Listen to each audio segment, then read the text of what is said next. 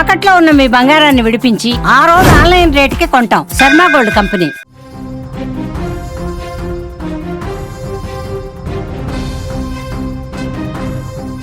Breaking news చూస్తున్నాం. కర్నూలు జిల్లా ఆదోనిలో ఉన్న శ్రీ మహాయోగి లక్ష్మమ్మ కోఆపరేటివ్ బ్యాంకులో అవకతవకలు జరుగుతున్నట్టుగా ఆరోపణలు తెరపైకి వస్తున్నాయి. చాలామంది వ్యక్తులు గతంలో బ్యాంకులో అకౌంట్లు ఉన్నవారు, బ్యాంకు నుంచి లోన్లు తీసుకున్న వాళ్ళు, అట్లాగే బ్యాంకులో పెట్టుబడిగా అంటే షేర్ హోల్డర్స్గా డబ్బులు పెట్టిన వాళ్ళు, వీళ్ళంతా కొంతమంది, అందులో కొంతమంది ఈ ప్రస్తుతం ఉన్న యాజమాన్యం పైన నేరుగా ఆరోపణలు చేస్తున్నారు. శ్రీ మహాయోగి లక్ష్మమ్మ కోఆపరేటివ్ బ్యాంకులో చాలా అవకతవకలు జరిగాయని చెప్తున్నారు. ముఖ్యంగా ఈ బ్యాంకులో ఏదైతే లోన్లు తీసుకున్నారో, కొందరు రుణాలు తీసుకున్నారని, ఆ రుణాలు తీసుకున్న వ్యక్తులకి ఎటువంటి కండిషన్స్ లేకుండా బ్యాంకులో ఉండే సభ్యులు కావచ్చు, లేకపోతే బ్యాంకు యాజమాన్యంగా ఉండే వాళ్ళు ఈజీగా ఎటువంటి కండిషన్స్ లేకుండా ఆ రుణాలని మాఫీ చేశారని, ఆ రుణాలని మాఫీ చేయటం వెనుక పెద్ద స్కామ్ ఉందని కొందరు వ్యక్తులు ఇక్కడ ఆరోపణలు చేస్తున్నారు. ఏం చెప్తున్నారంటే, ఉద్దేశపూర్వకంగానే అమ్మవారు, నిజానికి ఆదోని రీజన్లో శ్రీ మహాయోగి లక్ష్మమ్మ టెంపుల్ ఉంటుంది, అమ్మవారు ఉంటారు. ఆ అమ్మవారికి సంబంధించిన బ్యాంక్ ఇది. ఆ అమ్మవారి హుండీలో పడే డబ్బులు బ్యాంకులో డిపాజిట్ అవుతాయి. అమ్మవారి పేరుతో ఏర్పాటు చేసిన బ్యాంక్ అది. మీరు బ్యాంక్ విజువల్స్ చూస్తున్నారు. ఆదోనిలోని శ్రీ మహాయోగి లక్ష్మమ్మ కోఆపరేటివ్ బ్యాంక్. ఈ బ్యాంకు పైన గతంలో కూడా ఒక కేసు నమోదైంది. ఆ కేసుని బ్యాంకు యాజమాన్యమే నమోదు చేసింది. గతంలో ఏదో స్కామ్ జరిగిందని 3.24 రూపాయలకు సంబంధించిన స్కామ్ జరిగిందని, ఆ స్కామ్పై విచారణ జరిపించాలంటూ పోలీసులకు బ్యాంకు యాజమాన్యం నుంచే ఒక కేసు అందింది. 19/3/2025 దానిపైన ఎఫ్ఐఆర్ కూడా నమోదైంది. ఎఫ్ఐఆర్ నమోదైన తర్వాత దానిపైన కొంత విచారణ జరుగుతున్నట్టుగా జిల్లా కోఆపరేటివ్ సొసైటీ ఆఫీసర్ కూడా మనతో మాట్లాడారు. ఇదంతా పక్కన పెడితే ఆ 3.24 కోట్ల అక్రమాలు కాకుండా ఇంకా చాలా ఈ బ్యాంకులో అక్రమాలు జరిగాయని మరికొంతమంది వ్యక్తులు బయటకు వచ్చారు. వాళ్ళు చాలా స్పష్టంగా సుమన్ టీవీతో కూడా మాట్లాడారు. వాళ్ళు చెప్తున్నారు, ఈ బ్యాంకులో జరిగే అక్రమాల లెక్కలు చెప్తుంటే నిజంగా ఇది విచిత్రమా చిత్రమా అని కొంత కలుగుతుంది. సాధారణంగా ఏదైనా బ్యాంకు నడిపించాలి అంటే, బ్యాంకులో ఖాతా కావాలి అంటే, సాధారణంగా ఒక వ్యక్తికి కానీ ఒక సంస్థకి కానీ ఖాతా కావాలి అంటే ఆ సంస్థ పేరుతో ఉన్న ఆధారాలు కానీ, ఐడి డాక్యుమెంట్ కానీ, ఆ వ్యక్తి పేరుతో ఉన్న ఐడి ప్రూఫ్ కానీ కంపల్సరీ ఏ బ్యాంక్ అయినా తీసుకుంటుంది. భారతదేశంలో రిజర్వ్ బ్యాంక్ రూల్స్ ప్రకారం ఏ బ్యాంక్ అయినా ఒక వ్యక్తికి ఖాతా ఇవ్వాలి అంటే, అది కోఆపరేటివ్ బ్యాంక్ కావచ్చు, ఇప్పుడు శ్రీ మహాయోగి లక్ష్మమ్మ వారి కోఆపరేటివ్ బ్యాంక్ అయినా కావచ్చు, అమ్మవారి పేరుతో ఏర్పాటు చేసిన ఈ బ్యాంక్ అయినా కావచ్చు, ఏ బ్యాంకులోనైనా ఖాతా ఓపెన్ చేయాలి అంటే ఖచ్చితంగా ఆ వ్యక్తులకు, ఒక వ్యక్తికి ఖాతా ఇస్తారు. కానీ ఎక్కడైనా ఖాళీ స్థలానికి ఖాతా ఇస్తారా, భూమిపైన ఉన్న ఖాళీ స్థలానికి ఖాతా ఇస్తారా అనే ప్రశ్న ఇక్కడ తెరపైకి వస్తుంది. ఎందుకంటే ఒక వ్యక్తి, సుధాకర్ శెట్టి అని ఒక వ్యక్తి సుమన్ టీవీతో మాట్లాడారు. ఆయన చాలా స్పష్టంగా చెప్తున్నారు, ఈ బ్యాంకులో దాదాపు 120కి పైగా ఖాళీ స్థలంతో బ్యాంకు ఖాతాలు జారీ చేశారు. ఆ పుస్తకాలన్నీ నా దగ్గర ఉన్నాయంటే ఆయన చూపిస్తున్నారు. మీరు సుమన్ టీవీ రికార్డ్ చేసిన ఈ వీడియోస్ మీరు కూడా చూడొచ్చు. సుధాకర్ తీసుకొచ్చి చూపిస్తున్నారు సుమన్ టీవీతో మాట్లాడిన సందర్భంలో. ఆ బ్యాంకు ఖాతాలకు సంబంధించిన ఈ ఖాతా పుస్తకాలన్నీ ఖాళీ స్థలం, ప్లాట్లు, ఒక స్థలాన్ని 2.5 ఎకరాలకు సంబంధించిన స్థలాన్ని ప్లాట్లుగా మార్చి 2.5 ఎకరాలు వచ్చిన కొంత స్పష్టత రావాల్సింది. కొంత భూమిని, బ్యాంకులో తనఖా పెట్టిన భూమిని, కొందరు వ్యక్తులు ఈ బ్యాంకులో అప్పు తీసుకోవడానికి భూమిని తనఖా పెట్టారు. ఆ అప్పు తీసుకున్న అప్పుని తీర్చలేకపోయారట. అప్పు తీర్చలేకపోయిన సందర్భంలో ఆ భూమిని బ్యాంకు స్వాధీనం చేసుకుంది. చట్టం ప్రకారమే స్వాధీనం చేసుకోవాలి, అది చట్టం అదే చెప్తుంది. స్వాధీనం చేసుకుంది. ఆ స్వాధీనం చేసుకున్న భూమిని ప్లాట్లుగా విభజించి వెంచర్గా మార్చింది బ్యాంకు యాజమాన్యమే. వెంచర్గా మార్చిందని ఆయన ఆరోపణ చేస్తున్నారు. వెంచర్గా మార్చి ఆ మార్చిన వెంచర్లో ప్లాట్లు వేసి ఆ ప్లాట్ల పైన బ్యాంకు ఖాతాలు తెరిచారంట. ఆ బ్యాంక్ ఖాతాలు తెరిచారని ఆయన ఆరోపిస్తున్నారు. ఆ తెరిచిన బ్యాంకు ఖాతాలలో డబ్బులు, లక్షలాది రూపాయల డబ్బులు వేసి విత్డ్రా చేశారు. డబ్బులు వేసిన వ్యక్తులు ఎవరో తెలియదు, విత్డ్రా చేసిన వ్యక్తులు ఎవరో తెలియదు. ఎందుకంటే సాధారణంగా నాకో మీకో, ఈ వీడియో చూస్తున్న మీకో బ్యాంకులో ఖాతా ఉందంటే మీ ఫోటో, ఐడెంటిటీ ఉంటుంది. ఆ ఖాతాకి ఒక ఫోటో ఉంటుంది, దానిపైన ఉంటే పాన్ కార్డు ఉంటుంది, ఆధార్ కార్డు ఉంటుంది, బ్యాంకుకు కేవైసీ సిస్టమ్ ఉంటుంది. అలా ఖాతాకి ఖచ్చితంగా తగిన డాక్యుమెంట్స్ ఉంటేనే బ్యాంకులో ఖాతా తెరుస్తారు. సాధారణంగా ఇప్పుడు ఏ బ్యాంకుకు వెళ్ళినా ఖాతాదారులు ఖాతా ఓపెన్ చేయాలి అంటే ఖచ్చితంగా డాక్యుమెంట్స్ కావాలి. కానీ ఎటువంటి డాక్యుమెంట్స్ లేకుండానే ఇక్కడ కర్నూలు జిల్లా ఆదోనిలోని శ్రీ మహాయోగి లక్ష్మమ్మ కోఆపరేటివ్ బ్యాంకులో ఖాతాలు తెరిచి అందులో డబ్బులు వేసి విత్డ్రా చేశారని కూడా ఆ వ్యక్తి ఆరోపిస్తున్నారు. ఇంతకీ ఈ ఆరోపణలు చేస్తున్న సుధాకర్ శెట్టి ఏం చెప్తున్నారో ఒకసారి చూద్దాం. ఎట్లా ఈ బ్యాంక్ అకౌంట్లలో డబ్బులు ఎలా చేశారనేది. నిజానికి అసలు నిజంగా చాలా అమౌంట్స్ ఇక్కడ చాలా పెద్ద పెద్ద మోసాలు జరుగుతున్నాయని ఆయన చెప్తున్నారు. ఒకసారి సుధాకర్ శెట్టి మాటల్లోనే విందాం. సుధాకర్ శెట్టి ఏం మాట్లాడుతూ చూద్దాం. నిజంగా తెలుసుకోవాలనే సదుద్దేశంతో ఒక్కొక్కరిని ఎంక్వైరీ చేస్తే నిజంగా అక్కడ మోసాలు జరుగుతున్నాయని నా దృష్టికి రావడం వలన నేను డీప్గా ఎంక్వైరీ చేయడం మొదలుపెట్టాను. ఈ మధ్యకాలంలో కోటీశ్వరులకి కొంతమందికి అప్పులు ఇస్తూ కొన్ని కోట్లు మాఫీ చేశాడు ఆయన. అది ఎందుకు చేశాడో అర్థం కావట్లేదు. అది ఆయన సొంత డబ్బులు కాదు, ప్రజానీకం చిన్న వ్యాపారస్తుల నుంచి పెద్ద వ్యాపారస్తుల వరకు అందులో డిపాజిట్లు చేసింటారు, షేర్ క్యాపిటల్ పెట్టింటారు, లావాదేవీలు జరుపుతుంటారు. అటువంటి వాళ్ళు నష్టపోతున్నారు. కొంతమంది ఉద్యోగస్తులు కూడా డివిడెండ్ ఇస్తానని వాళ్ళకు ఇవ్వకుండా 2 years 3 years కూడా అది కూడా మోసం చేశాడు. ఇలాంటివన్నీ గెలుపుతా పోతే ఉంటే కొన్ని ప్రాపర్టీలు ఈ మధ్య కాలంలో బయటకు వచ్చిన ప్రాపర్టీ ఎవరిదో ఒక 2.5 ఎకరాల పొలము బ్యాంకు అప్పు కట్టనందువలన బ్యాంకు వాళ్ళు హ్యాండ్ ఓవర్ చేసుకున్నారు ఆ పొలాన్ని. ఇప్పుడుండే పాలకులు 2.5 ఎకరాలని ప్లాట్లుగా విభజించి ఆ ప్లాట్ నంబర్ల పైన 0 అకౌంట్లు ఓపెన్ చేసి లావాదేవీలు నిర్వహిస్తున్నారు. ఒక అకౌంట్ ఓపెన్ చేయాలి అంటే ఐడి కార్డ్ అన్నా ఉండాలి, లేకుంటే తెలిసిన వ్యక్తి ఐడెంటిఫికేషన్ అన్న ఈ వ్యక్తి మావాడే అనే ఆధారాలు ప్రొడ్యూస్ చేస్తే తప్ప అకౌంట్ ఓపెన్ కాదు. కాకపోతే మహాయోగి లక్ష్మమ్మ బ్యాంకులో ఎలాంటి ఆధారాలు లేని ఒక ప్లాట్ నంబరే అకౌంట్ ఓపెన్ చేసుకునేది. ఇలాంటివి సాధారణ దాదాపు 125 135 దాకా ఉన్నాయి డమ్మీ అకౌంట్లు. లక్షల్లో డిపాజిట్ చేశారు, మళ్ళీ లక్షల్లో డ్రా చేసుకున్నారు. ఈ రోజు ఈ అకౌంట్లు 0 అయిపోయినాయి. మరి ఎక్కడి నుంచి ఎవరు డిపాజిట్ చేశారు, ఎవరు డ్రా చేశారు, ఎవరు అకౌంట్లోకి పోయింది అనేది ప్రజానికి ఆదోని నియోజకవర్గ ప్రజలందరూ కూడా గమనించాలి. ఎవరు చేస్తున్నారు ఈ పనులన్నీ కూడా అంటే కోర్టులలో అప్పులు తీసుకున్న వాళ్ళు ఎగిరేస్తే వాళ్ళకి సపోర్ట్ చేస్తారు, సామాన్యులకి వీళ్ళు నడ్డి విరిచి నిజంగా అంటే ఎవరు విత్డ్రా చేస్తారు? నిజంగా ఆయన అడుగుతున్న ప్రశ్నే నాకు విచిత్రంగా అనిపిస్తుంది. 0 అకౌంట్తో ఒక ప్లాట్ భూమి పైన ఎటువంటి డాక్యుమెంట్ ప్రూఫ్ లేకుండా, ఐడి ప్రూఫ్ లేకుండా అకౌంట్స్ ఓపెన్ చేసి ఈ బ్యాంక్ ఏదైతే Adoni Lakshmamma cooperative Shri Lakshmamma cooperative bank, అక్కడ దేవతలా చూస్తారు లక్ష్మమ్మ టెంపుల్ని. అటువంటి టెంపుల్ పేరుతో శ్రీ మహాయోగి లక్ష్మమ్మ కోఆపరేటివ్ బ్యాంక్, అమ్మవారికి నిజంగా పూజ చేస్తారు, అమ్మవారిని దేవతగా ఇంటి దైవంగా మొక్కుతారు ఆదోనిలో. అటువంటి అమ్మవారి పేరుతో బ్యాంకును ఏర్పాటు చేసి అమ్మవారి సొత్తుని లాగేస్తున్నారని ఆ వ్యక్తులు ఆరోపణలు చేస్తున్నారు. స్పష్టంగా ఇంకొకటి కూడా, అమ్మవారి హుండీలో సాధారణంగా భక్తులు ఎక్కువగా వస్తారు ఆ టెంపుల్కి. అమ్మవారి హుండీలో వేసే డబ్బుల్ని కూడా ఇక్కడ మాయం చేస్తున్నారు. ఆ డబ్బులు అమ్మవారికి ఆలయానికి కానీ అలాగే బ్యాంకుకు కానీ చెందటం లేదని కూడా మరికొన్ని ఆరోపణలు వస్తున్నాయి. ఇప్పటికే ఈ బ్యాంకు పైన గత సంవత్సరంలో 2025 అట్లాగే 19/3/2025 మేలో గత సంవత్సరం మేలో ఒక కేసు నమోదైంది. ఆ తర్వాత 3 కోట్ల రూపాయల స్కామ్ జరిగిందని దానిపైన విచారణ కొనసాగుతూనే ఉంది.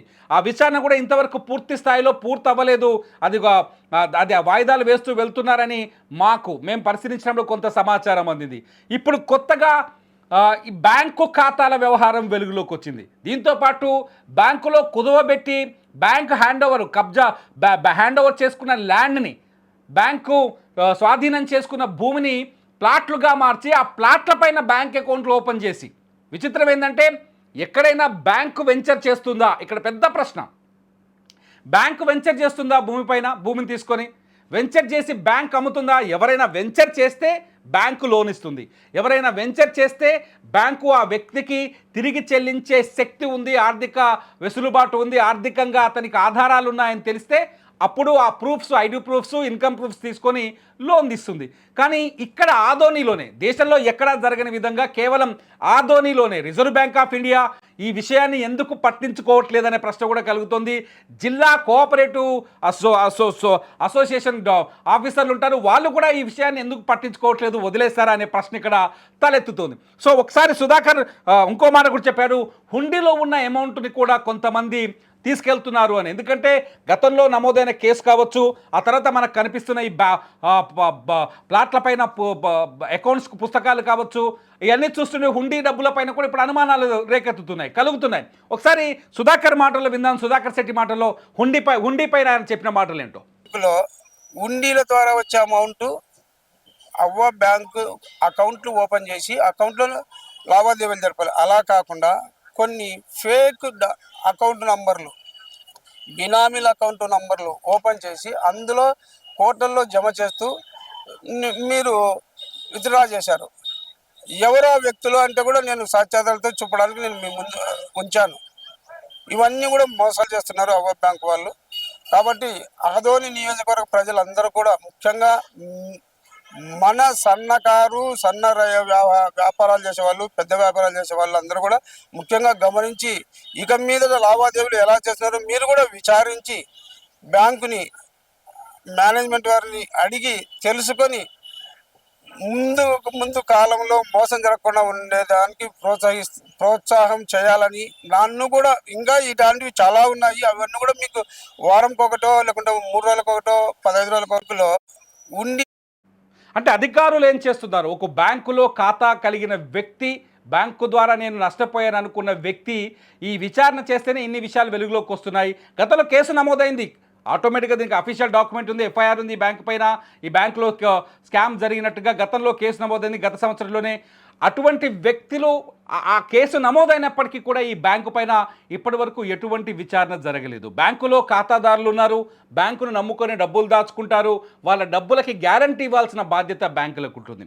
అట్లాగే బ్యాంకుకు కొన్ని ఆస్తులు ఉన్నాయని చెప్తున్నారు, కొన్ని ఆస్తులు ఉన్నాయి, ఆస్తుల వ్యవహారంలో కూడా అవకతవకలు జరిగాయని మరికొందరు వ్యక్తులు కూడా మాట్లాడుతున్నారు. ఒకసారి ఆ అవకతవకల పైన సుమన్ టీవీతో మాట్లాడిన ఒక వ్యక్తికి సంబంధించిన వివరాలు మీరు చూడండి.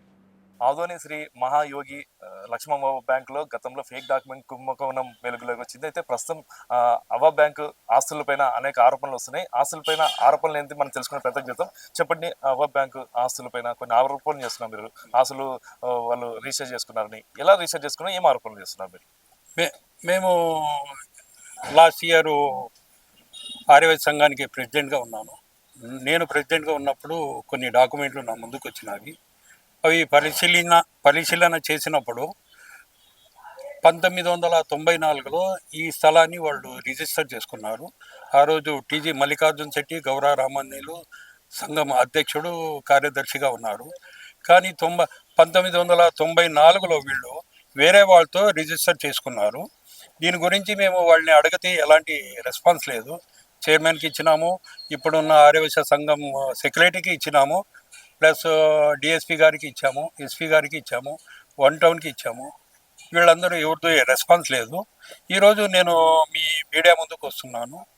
ఈరోజు ఉదయం ఎమ్మెల్యే గారు ఉన్నారనుకొని వాళ్ళని కలవడానికి పోతే వాళ్ళు ఊర్లో లేరు.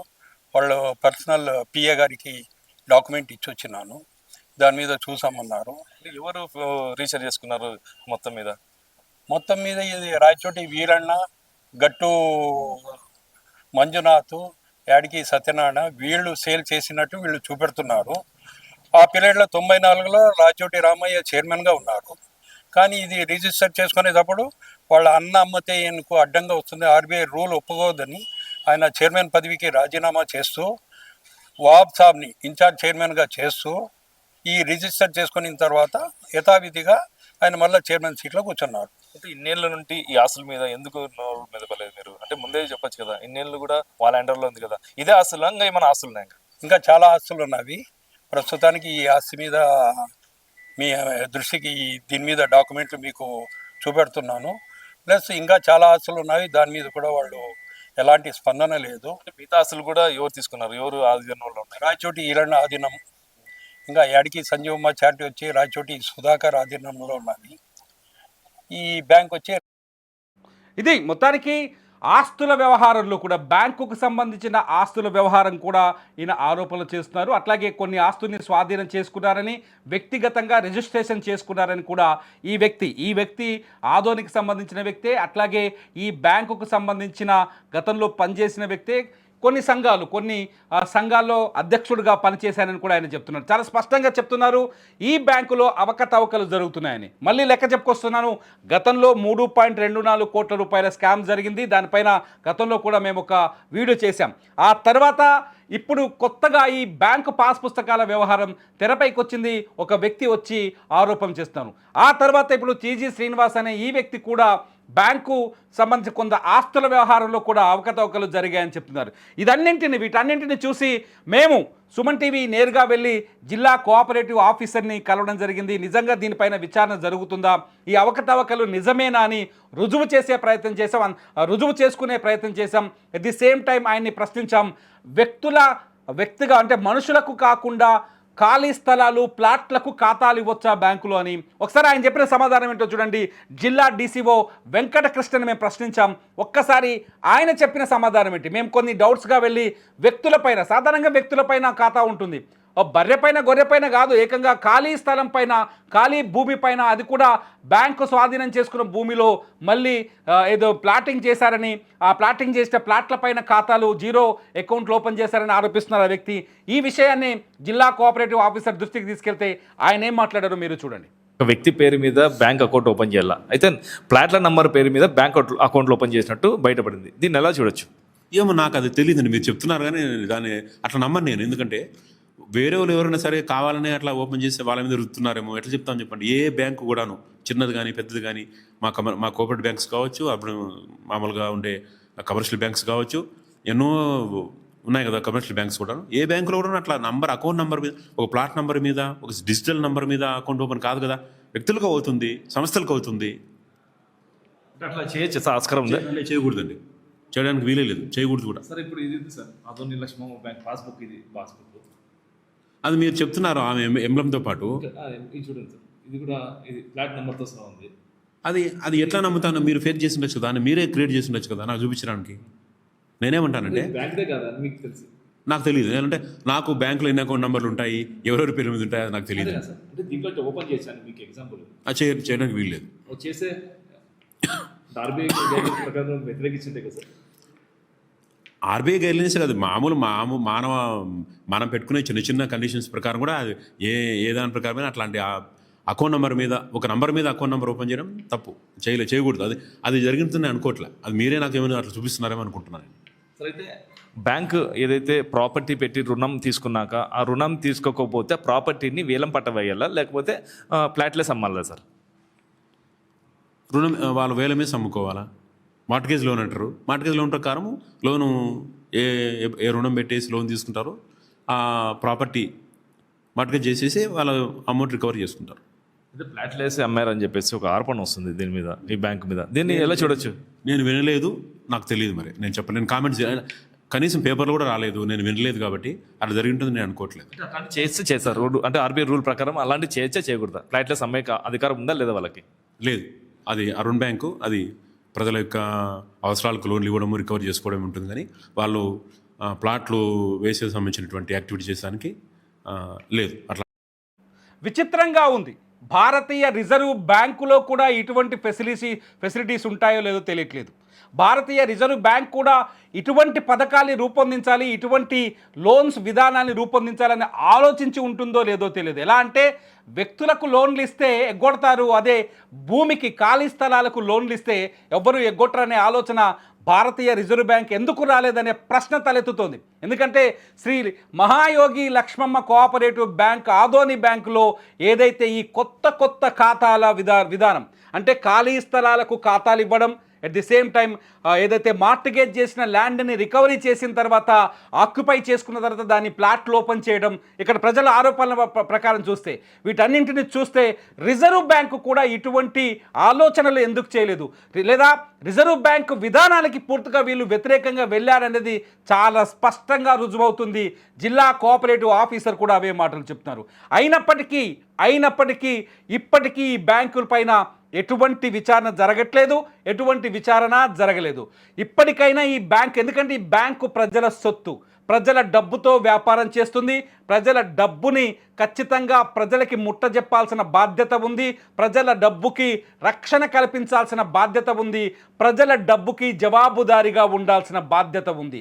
బ్యాంకులో ఖాతాదారులు డబ్బులు దాచుకుంటారు, వాళ్ళ అవసరాల కోసం విత్డ్రా చేసుకుంటారు, కానీ ఆ డబ్బుల్ని ఇలా దారి మళ్లించారా లేకపోతే ఎవరికైనా ఇచ్చారా అర్థం కాని పరిస్థితి ఏర్పడింది. ముఖ్యంగా ప్రస్తుతానికి ఇవన్నీ చూస్తుంటే మనకు స్పష్టంగా కనిపిస్తున్న 3 ఆరోపణలు ఏంటంటే, ఒకటి, మొదట గతంలో ఉన్న ఆరోపణ ఏంటంటే కొందరు వ్యక్తులకు లోన్లు ఇచ్చి, కోట్ల రూపాయల లోన్లు ఇచ్చి వాటిని మాఫీ చేశారు, ఆ రుణమాఫీల వెనుక అక్రమాలు జరిగాయి, ఆ మాఫీల వెనుక దురుద్దేశం ఉందనేది ఒక ఆరోపణ అయితే, ఈ బ్యాంక్ సంబంధించిన భూముల్ని రికవరీ చేసి వాటిని వెంచర్లు చేసి అమ్మేశారనేది రెండో ఆరోపణ అయితే, ఆ తర్వాత ఆ వెంచర్లు చేసిన ప్లాట్ల పైన జీరో అకౌంట్లు ఓపెన్ చేసి డబ్బుల్ని డిపాజిట్ చేసి విత్డ్రా చేసుకున్నారనే 3 ఆరోపణలు ఉన్నాయి. ఈ 3 ఆరోపణలకు సంబంధించిన వాస్తవాలు కూడా, ఆధారాలు కూడా మనకు అక్కడ ఉన్న వ్యక్తులు, ఆరోపణలు చేస్తున్న వ్యక్తులు చూపిస్తున్నారు. మరి బ్యాంకు దీనిపైన ఎటువంటి సమాధానం చెప్తుంది, జిల్లా యంత్రాంగం, కోఆపరేటివ్ యంత్రాంగం ఎటువంటి విచారణ చేపడుతుంది అన్నది ఇప్పుడు ఆసక్తికరంగా మారింది. జిల్లాకి సంబంధించిన ప్రజా ప్రతినిధులు కావచ్చు, ఆదోనికి సంబంధించిన ఎమ్మెల్యే కావచ్చు, ఆయన వీటిపైన విచారణకు ఆదేశిస్తారా లేదా, వీటిని ప్రజల విషయాన్ని, ప్రజల సమస్య ఇది, ప్రజల్ని ఇబ్బంది పెట్టే సమస్య, ప్రజలు ఒక రకంగా చెప్పాలంటే మోసం చేసే సమస్యలా కనిపిస్తోంది, దీనిపైన ఏదైనా విచారణ జరుగుతుందా లేదా అనేది వేచి చూడాలి. ఈ బ్యాంకు సంబంధించి ఎమ్మెల్యేని కూడా సంప్రదించే ప్రయత్నం చేద్దాం. చూస్తూనే ఉండండి అప్డేట్స్ కోసం సుమన్ టీవీ.